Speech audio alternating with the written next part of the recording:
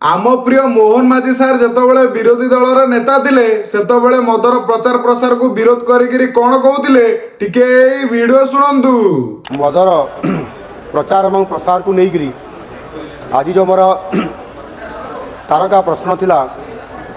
से राज्य सरकार डबल स्टैंडर्ड मेंटेन करुँच गोटे पटे मदर व्यवहार को प्रतिहत करने कथा आज मोर प्रश्नर उत्तर रखिला बेले अन्यपटे संपृक्त स्टैंडिंग कमिटी माध्यम मद को अधिक बिक्री करागले विक्रेता को पुरस्कार दि जावा कथा सरकार ए योजना करी आगू नापी चाहती तेणु वास्तविक सरकार आभिमुख्य कौन से स्पष्ट करने कथा मद को बंद करेंगे ना मद को प्रचार प्रसार अधिक करी अधिक राजस्व आदाय करेंगे।